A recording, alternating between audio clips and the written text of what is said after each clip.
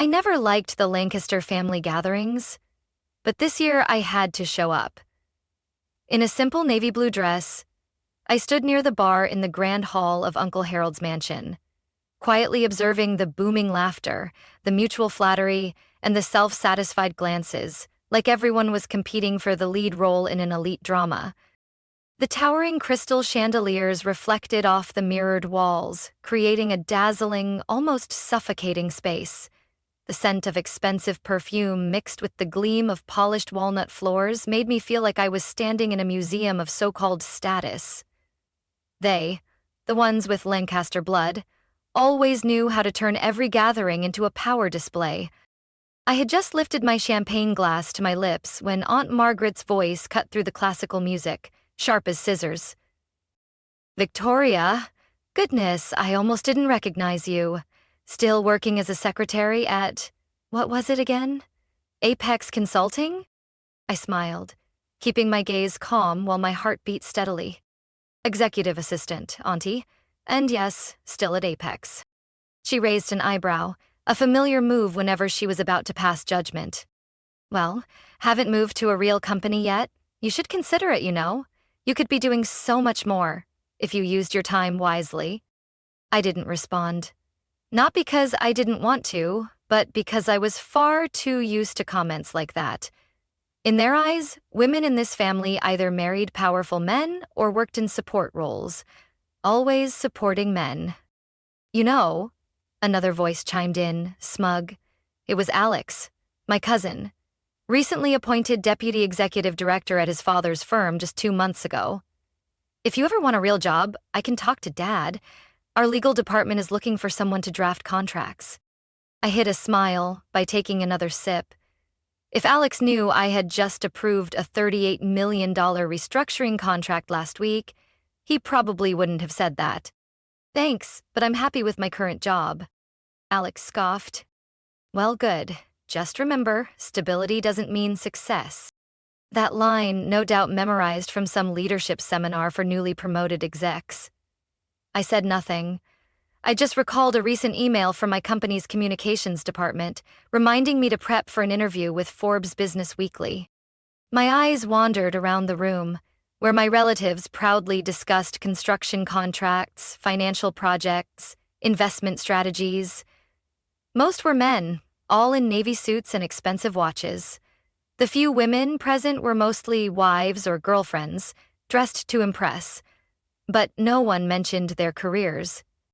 The Lancasters never hid their favoritism toward men. It was practically embedded in their bloodline.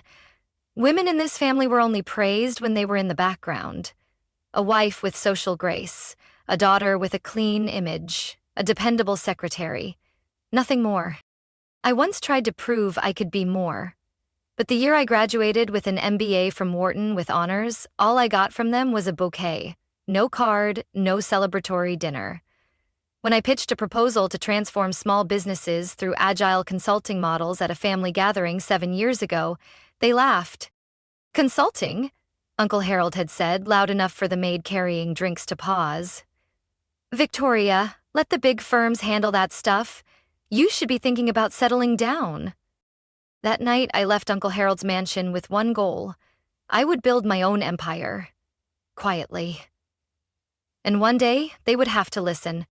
I chose the name Apex Solutions because it evoked the summit, the place I was headed.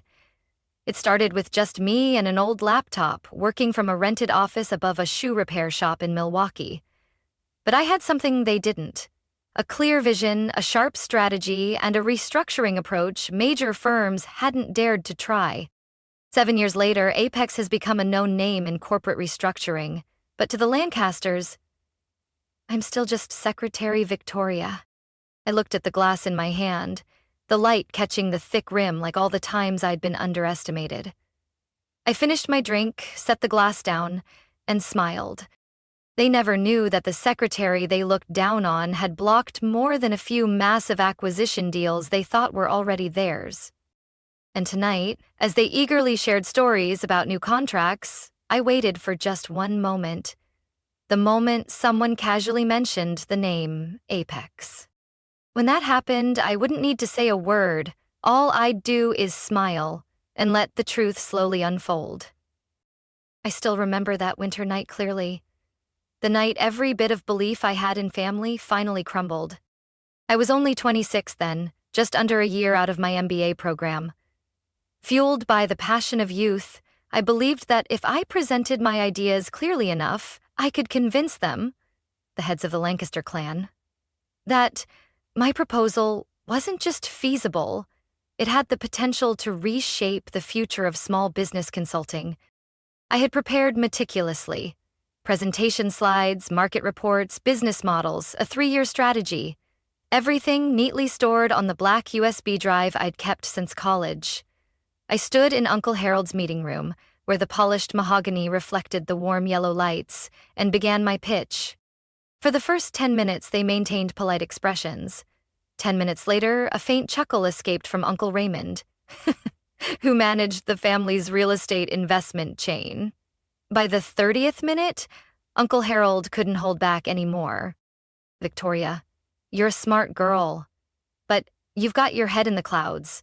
Small business restructuring consulting? Who's gonna believe in you? What experience do you have? You've never run a company." "That's why I'm starting with small businesses. I have a plan to grow steadily, forming strategic partnerships with—" "Enough." His voice was cold. "If you really want to work, come to my office next week.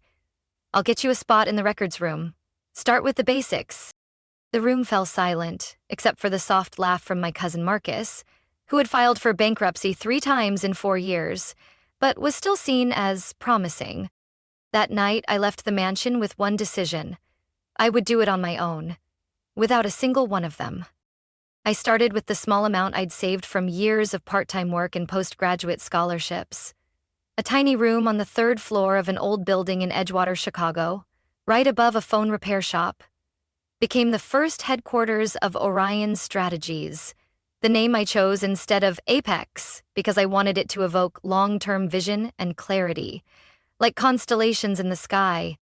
At first, there was no sign, no receptionist, no polished office, just me, an old desk, and an unshakable belief that I was doing the right thing. I handwrote every business plan for my first client, a print shop drowning in debt and operating costs. They came to me because they had no other options. I spent nearly 2 months living in their balance sheets, accompanying them to every bank meeting, renegotiating every supply contract. When their revenue rose 19% in a single quarter, the name Orion Strategies began to circulate in local business circles, like a rumor no one could confirm. I knew if I wanted to go further, I had to stay hidden. I hired an old friend, a corporate law expert, to act as my legal representative. I signed all documents as an independent advisor. I declined every interview.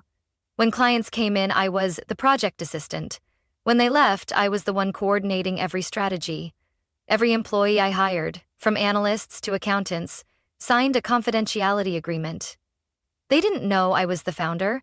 They only knew me as Victoria, the one who keeps everything running smoothly. 3 years later, Orion had 4 small branches in Chicago, Minneapolis, Austin, and Denver. Though no one knew my name, I had successfully negotiated contracts with 3 retail chains and a tech company on the brink of collapse. I kept myself out of every photo, every press conference, every industry event. Not because I feared being exposed, but because I wanted to steer every step myself. No spotlight distracted me. No handshake threw me off course. I vividly remember one night, walking past the office after a late meeting. The glass door still glowed faintly with the blue light from the projector, a few documents scattered on the conference table. I paused to look through the glass and saw my reflection, not the woman in a plain dress, silent at a Lancaster family gathering, but someone slowly gaining real power. The power of knowledge, perseverance, and strategy. No one in my family knew. To them, I was still Victoria, the unmarried niece working as an assistant at some company they'd never heard of. But I was quietly building an empire, solid, steady, and increasingly impossible to overlook. And I knew the time for them to see who I really was would come. 6 years after I opened that first tiny office, Orion Strategies had become a name that couldn't be dismissed in the corporate restructuring field. But the point wasn't the reputation, it was the way we operated. Quietly, strategically, and most importantly, anonymous. When the stock market started to fluctuate, when family businesses began to crumble from supply chain disruptions, and when major corporations smelled opportunity for acquisitions, that was when Orion became the name many business owners called as a last chance. We didn't launch loud campaigns, no PR blitz, no CEO talk shows, no magazine cover interviews. Everything started through discreet referrals among executives. There's a group of experts who never go public, but if they take your case, your company might survive. That discretion helped us stay off the radar of speculators, especially those at Lancaster Holdings. I discovered a truth that was both bitter and, in a way, fitting. The very company run by Uncle Raymond, the one who once scoffed at my business proposal, was leading the charge in acquiring struggling family-owned businesses. They didn't restructure. They split, sell cheap, and erase the trail. And so I began to shift my focus. I hired a market research team specialized in tracking cold acquisitions across the U.S., sudden approaches, lowball buyout offers, contracts that left no trace in the press. Among the names that surfaced, several companies were on the verge of being swallowed by Lancaster Holdings. I didn't tell anyone. No need. I simply began reaching out to those businesses before my family could make their move. A shipyard in Portland, an electronic components manufacturer in Ohio, an organic cosmetics brand in New Mexico. They were all small businesses, full of potential but lacking strategy and capital. And they were all ready to sell, thinking there was no way out. But when they received an email from an unfamiliar address, with a message saying, "Let us review your books before you sign any deal," at least half of them agreed to a meeting. And after that meeting, most of them chose Orion. We didn't just save them from collapse. We gave them a 90-day action plan. Restructuring operations, renegotiating supplier contracts, reorganizing cash flow, and, most importantly, building a sustainable roadmap for at least the next 2 years. All executed by top-tier experts, carefully selected and following the exact strategy I had laid out. With every successful case, Orion not only earned a generous consulting fee, but also quietly shut down a takeover plan from none other than my own family. The one I remember most was the deal in Seattle. A medical equipment manufacturer called Caldwell Instruments was under pressure from Lancaster Holdings. I flew out there and personally attended the meeting. Still under the title of strategic assistant, I quietly took notes, observed, and organized documents in front of the CEO. No one knew that every major decision was being made by me, step by step, through gentle suggestions from senior advisors I had trained.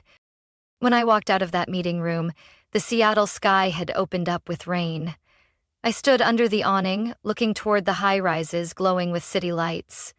I knew that somewhere, in a fancy office in Manhattan, Uncle Raymond was fuming after realizing his prized deal had just been stolen by an invisible rival. But they still didn't know it was me. To the staff, I was still just Victoria from internal analysis. I never signed my real name on any documents. Every email I sent came from a shared account. Even the original founders had no idea who was leading the company. I didn't need the spotlight. All I needed was to know that with each step, each small business we saved, I was reclaiming what they had once refused to give me. 10 years passed, and Orion Strategies had opened offices in 11 cities, managing a restructuring portfolio of over 80 businesses. But no one, not even my own family, could link my name to the empire they had grown to fear, but couldn't touch. I used to think secrecy was a form of protection. Now I understand it was strategy. A perfect strategy. And when my family realized there was an unseen force blocking their every move, it might already be too late to turn back. The call came at 8 p.m. on Wednesday. I was reviewing the Southern Region expansion plan when Maya, my direct assistant, walked in, holding the internal phone. Her eyes lit with something she had just discovered. Victoria, Crestmont Industries just sent an urgent message. Looks like Lancaster Holdings is trying to pressure them into accepting a merger deal within 72 hours. And as far as I know, they reached out to Orion 2 weeks ago. I looked up and gave a small nod. I had expected this. Crestmont was one of the few remaining family-owned businesses in Missouri, specializing in advanced agricultural equipment. They were in the middle of a financial restructuring, and as usual, Lancaster Holdings had sensed weakness. Uncle Raymond and his strategic investment team were preparing to make their final move. I stood and walked over to the large glass board in my office, where our targeted deals were being closely tracked. In the upper left corner, the name Crestmont was marked in orange. I reached for a marker and circled it. Tell them I'll attend the meeting personally. Have them schedule it for Saturday morning at the Chicago headquarters. Maya hesitated. You're going to reveal yourself? I nodded. It's time.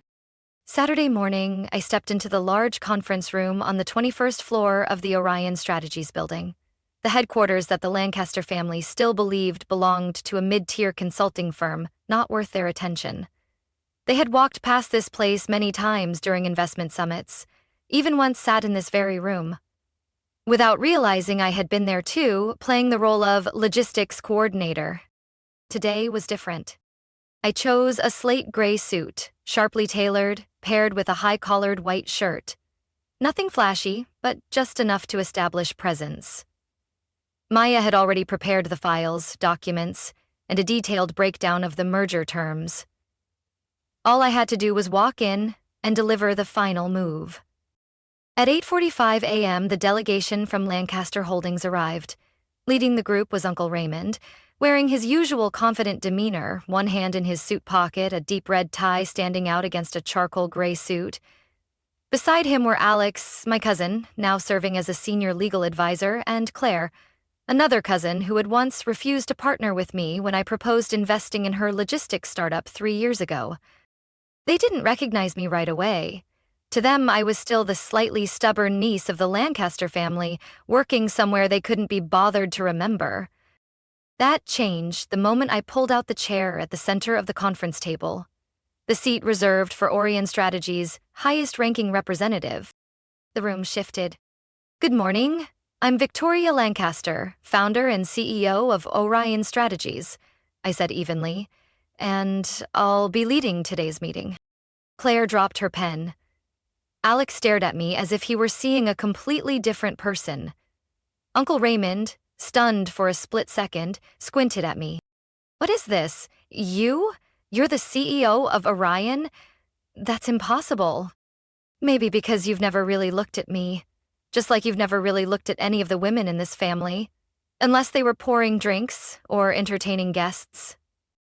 Maya stepped in, quietly placing folders on the table, distributing them to each person. I looked each of them in the eye, slowly, deliberately. The documents in front of you outline Orion's proposed merger terms for Crestmont Industries, if you wish to continue negotiations. If not, starting Monday, we'll proceed with acquiring 35% of Crestmont's shares, which are currently being privately offered. Backed by an international investment fund, the deal will close in 10 days. Alex cleared his throat, trying to regain composure. This isn't legitimate. You can't just show up and change the rules like this. I'm not changing the rules, I cut in. I'm just the only one here who knows the whole board. Uncle Raymond looked at me with a complicated expression. You've hidden this from us for 10 years. You're betraying your family. I let out a laugh, but there wasn't a hint of humor in it. Betrayal? What family, exactly? The one that laughed at me during a meeting when I talked about starting my own business? Or the one that only mentions my name as an example of a girl who hasn't made it? I stood up, my hand resting lightly on the folder in front of me. I used your dismissal as a shield, and with it I built a company that doesn't just survive. It's redefining how businesses are saved. Not to be sold off, but to be revived. I paused, my gaze locked on Uncle Raymond. Crestmont is your last chance to collaborate with respect. If the family chooses to continue its path of acquisition, then I'll see you on the stock exchange. And with a slight nod, I stepped out of the meeting room, leaving behind stunned faces, an echo of silence, and the quiet shift of a storm changing direction. I didn't go back in right away. Instead, I stood by the glass hallway on the 21st floor, looking down at the bustling street below. The March wind cut through my thick coat, but I didn't feel cold. I felt clearer than ever. The look in Uncle Raymond's eyes earlier, confusion, yes, but also a hint of fear. Maya stepped beside me, holding a tablet. Claire's reviewing the contract again, Alex is on the phone with legal, and Uncle Raymond? He's wondering how the niece he once called invisible just managed to put the entire family on the defensive. I smiled faintly, still watching the city. I decided to return. This game wasn't over yet. When I pushed open the door, the mood had shifted. Claire was no longer sitting upright. Alex had loosened his tie and was flipping through the documents tensely. Uncle Raymond sat with arms crossed, stone-faced, but his eyes were darting, searching for an exit. I pulled out my chair and sat down slowly, deliberately. I assume you're trying to find a way to regain control, I said calmly, as if beginning a routine internal meeting. Allow me to save you some time. I snapped my fingers. Maya handed me another folder. I pulled out 3 documents and placed one in front of each person. These are records of the deals Lancaster Holdings pursued over the past 3 years, but that ultimately fell through with no clear reason. Alex frowned, studying me. Claire began flipping through the papers. Uncle Raymond didn't move. It seemed he already knew what was coming. I listed them one by one. Plymouth Textiles. Deal fell apart at the last minute after a consulting firm proposed a full restructuring plan that increased the company's valuation by 23%. Noblecraft, a furniture company in Texas, advised to shift their distribution model, and within 6 months, their stock value nearly doubled, far surpassing the original acquisition offer. Anderson Robotics, a startup in Denver. They were ready to sell for $14 million, but after one anonymous strategic consulting session, they secured a $60 million manufacturing contract. I paused, curling a slight smile. They all have one thing in common. Each was approached, analyzed, and restructured by Orion Strategies, which means by me. Alex dropped his pen. Claire closed her eyes for a brief second. Uncle Raymond kept staring at me. You sabotaged a series of our deals, he said slowly. No, I corrected him. I saved the companies you were trying to erase. Claire whispered, barely audible. You've been there, this whole time. In the shadows. I nodded. Exactly. And the most interesting part is, none of you ever noticed. Why? Because I don't dress like an executive? Because I don't show up in magazines? Or because you never believed a young woman in this family could be someone who matters? Uncle Raymond gripped the armrest of his chair tightly. If you think you can force us to accept these terms— No, I interrupted, locking eyes with him. I'm not forcing you. I'm offering a choice. I slid the merger agreement closer. You can sign here, preserve your dignity and a portion of the financial gain, or refuse, and I'll proceed to acquire the remaining shares freely on the open market. At that point, Orion will hold full control over Crestmont. No more negotiation. No one said a word for several seconds. Then Claire spoke, softly. If we decline, they'll do exactly what she said. I've reviewed their cash flow. They have the resources to acquire controlling shares in less than 2 weeks. Alex exhaled, picking up his pen. I think we should accept. Uncle Raymond suddenly stood up. I need a minute. He left the room, slamming the door hard enough to rattle the water glasses. Maya leaned toward me and whispered, Do you want to pause the meeting? I shook my head. No. They need time to realize the world has changed. And I'm not little Victoria anymore. 15 minutes later, Uncle Raymond returned, his face no longer cold and sharp. There was something different in his eyes, something more tired. He didn't say a word, just pulled out his chair, sat down, picked up the pen, and signed. I didn't say anything more, just nodded respectfully, stood up, picked up the folder, and walked out of the room. Outside, the sun had broken through after the night's rain. Light poured through the tall glass windows, reflecting off the polished stone floor. I had played my move perfectly, and for the first time, the Lancaster family was the one to retreat. 3 weeks after the signing at Orion headquarters, Monday's financial news lit up with headlines. Crestmont Industries officially merged with Orion Strategies under a sustainable growth partnership model. The market responded quickly. Orion stock rose 17% in 48 hours. Lancaster Holdings? It plummeted. I sat in my office, watching the news ticker on the big screen. In the lower corner, my name appeared for the first time on national TV. Victoria Lancaster, the mysterious CEO behind this year's biggest business turnarounds. I turned off the TV.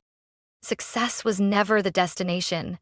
For me, this was only the beginning of a much bigger transformation. The special shareholders meeting of Lancaster Holdings was scheduled the following week. For the first time in the company's history, a woman, me, was nominated for a seat on the board of directors. Not because they wanted to, but because Orion's stake had surpassed 31%. I walked into the meeting wearing an ivory suit, the boardroom lights catching the glass wall behind me, forming a soft halo as if the entire room had converged its gaze on one center. And it had. The faces of the aging board members, mostly men, showed unease they couldn't hide. A few forced polite smiles, others avoided eye contact, but one person didn't show up. Alex, the cousin who once smugly claimed he could get me a real job, had just been asked to step down temporarily from his legal advisor role due to conflicts of interest uncovered in multiple deals. I didn't feel triumphant, I just felt right. When invited to speak, I stepped up to the podium, placed my hand on the table, and looked straight into the camera, live streaming to thousands of shareholders. We will no longer operate by outdated thinking, buy low, sell high, strip down, and walk away. Starting today, Lancaster Holdings will become a platform for investment, renewal, and restoration. We won't just acquire companies, we will help them stand on their own, and I'm here to make sure of that. I stepped down to a smattering of applause that gradually swelled into a full round. Slightly awkward, but undeniable.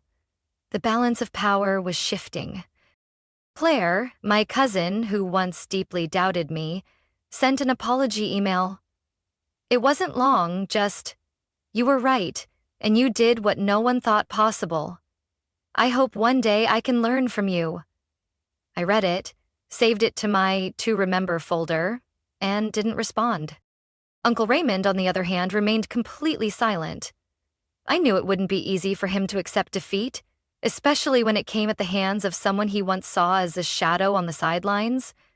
But the last time we ran into each other at an industry event, he simply nodded at me.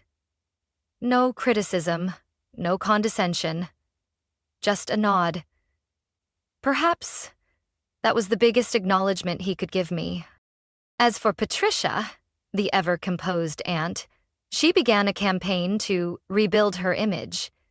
She appeared on a podcast for accomplished women, her voice sweet. I always believed Victoria had potential. Our family is very proud of her. Unfortunately, the internet doesn't forgive easily. Within an hour of the podcast airing, an old video from the previous year resurfaced, at a family birthday party, where Patricia plainly told me in front of everyone, "Victoria, stop dreaming. You don't have the Lancaster business gene. That's for the men." The clip went viral. The hashtag, "This is the real Patricia," trended overnight. Aunt Patricia had to pause all media appearances, delete her personal social media accounts, and avoid the press. 2 months later, James, the youngest cousin, asked to meet me at a cafe in Lincoln Park. He brought a pitch for a joint venture, an investment arm under Orion, focused on female-founded startups. It sounded noble, but I saw the ambition in his eyes. James never did anything that didn't benefit himself. I sipped my coffee, looked him in the eye. James, Orion wasn't built to monopolize. We built it to share value. But only with those who truly believe in that. You're not ready. I stood, left the check along with my short refusal, and walked out. Behind me, James sat in silence, his usual confidence gone for the first time. I didn't need to defeat them. They lost their footing all on their own, through arrogance and bias. Justice doesn't always arrive with a gavel. Sometimes it comes when the people who once dismissed you are forced to listen. And in my case, to learn. Silence.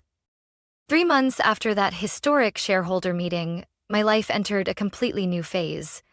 No more hiding behind anonymity. No more pretending to be an admin or silent observer in boardrooms. I, Victoria Lancaster, was now not only recognized as the force behind Orion strategies, but also a symbol for the women once overlooked, once dismissed for not fitting the mold. Interview requests, partnership offers, panel invitations, they came flooding in like a wave. But I didn't accept them all. I chose carefully. Because I knew I didn't need to be a public figure. I needed to be real. A voice for dreams that had once been silenced, then quietly reignited. The Business Innovation Award ceremony in Washington, D.C. was one of the few events I agreed to attend. It was an early summer evening, the sky cloudless, the lights from the grand hall sparkling against glass like a dream made real. I stepped onto the stage to thunderous applause, plaque in hand for Strategic Business Innovator of the Year 2025. Before hundreds of watching faces, I took a deep breath and spoke. Exactly 10 years ago, I was laughed at by the very people I called family when I spoke about starting a consulting firm. They said I was dreaming, said I should start in the archives, said I should think about marriage, not business. And I did follow their advice, but in my own way. I paused as light laughter echoed from the crowd. I built from a small office above a phone repair shop. I quietly observed, learned, and step by step, created what you now call success. But to me, success isn't in numbers or awards. It's when a college senior messages me, "I didn't think I could, until I found out you did." It's when a former admin walks into a boardroom. As a leader, the room went silent. Then, the applause erupted, long and unrelenting. After the event, I was invited to speak at over a dozen universities and women-led startup organizations. I shared my story. Not to brag, but to be honest. I spoke about the moments I wanted to give up, the nights alone surrounded by reports, the times I turned down opportunities because I wasn't ready to step into the light. And in return, I saw their eyes light up, something I once thought I'd never get to pass on. A month later, I received a pale brown envelope. No return address, just a handwritten line. "Victoria, for your eyes only." Inside was Uncle Raymond's resignation letter. It was brief, just 1 page. But every sentence made me pause. Victoria, I once believed I knew everything. I believed business was about power, speed, and control. But you've shown me another way. Smarter, more human. I'm stepping down from the Lancaster Holdings board. It's time for people like you to lead the next generation. I misjudged you, and I'm sorry. I folded the letter and sat quietly in my office, hand wrapped around my coffee mug, not from overwhelming emotion, but because I knew real change had begun, not just in me, but within the very system that once boxed me in. I didn't keep the letter as a trophy. I tucked it into the first page of Orion's New Generation Strategy Journal. As a reminder, sometimes justice doesn't come through thunderous judgment, but in a humble handwritten note, arriving right on time, from the person you thought would never change. A few weeks later, I hosted the first meeting of the Next Foundation, a venture fund supporting women-led businesses across the Midwest. Sitting beside me were former assistants, teachers, nurses, single mothers, and women who once never imagined leading. Now, they were pioneers. I looked at them, then back at my own journey. And I knew my true legacy isn't the company I built. It's the freedom I leave for those who come next. The freedom to dream, to begin again, and to believe no one has the right to say they can't. I was once the most underestimated woman in my own family, deemed not enough simply because I chose a different path. But that very dismissal became the fuel for quietly building an empire from nothing. Now, I have nothing left to prove. I share this story only to remind you, sometimes power doesn't come from being given a chance, but from creating one even when no one believes you can. What do you think about Victoria's journey and how she overcame her family's judgment? Share your thoughts in the comments below. And don't forget to follow the channel for more powerful real-life stories about family and resilience.